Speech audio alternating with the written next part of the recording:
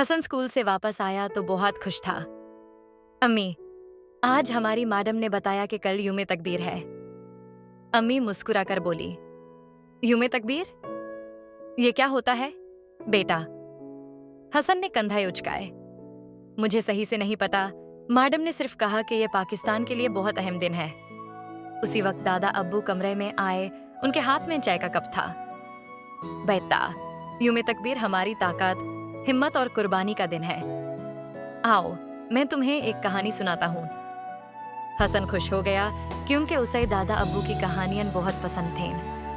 بیٹا، بات ہے 28 مئی 1998 کی، جب پاکستان نے دنیا کو بتایا کہ وہ کمزور نہیں۔ اس دن ہمارے ملک نے چاغی کے پہاڑوں میں ایٹمی دھماکے کیے۔ یہ آسان فیصلہ نہیں تھا۔ دشمن ہمیں دھمکیاں دے رہا تھا، ملک پر دباؤ تھا، لیکن ہمارے سائنسدان، فوجی اور لیڈر سب ایک ساتھ کھڑے ہو گئے۔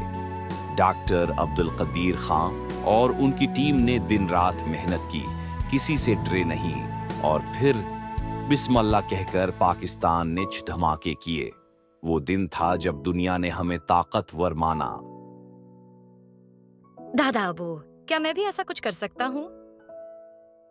ضرور، تم اچھا طالب علم بنو، اپنے وطن سے محبت کرو، ایمانداری سے کام کرو، اور جب وقت آئے اپنے ملک کے لیے کھڑے ہو جاؤ۔ یہی اصل طاقت ہے۔ اگلے دن اسکول میں حسن نے اسمبلی میں سب کے سامنے تقریر کی۔ یوم تکبیر ہمیں یہ سکھاتا ہے کہ اگر ہم متحد ہوں، محنت کریں اور اللہ پر بھروسہ رکھیں تو کوئی ہمیں نہیں ہرا سکتا۔ پاکستان زندہ باد۔ سب بچوں نے تالیاں بجائیں۔ حسن کے دوست علی اور سارا نے بھی کہا، ہم بھی وطن کے ہیرو بنیں گے۔ آخر میں سبق، یہ کہانی ہمیں سکھاتی ہے کہ ملک سے محبت صرف جنگ میں نہیں، بلکہ ہر دن اپنے فرض کو نبھانے میں ہے۔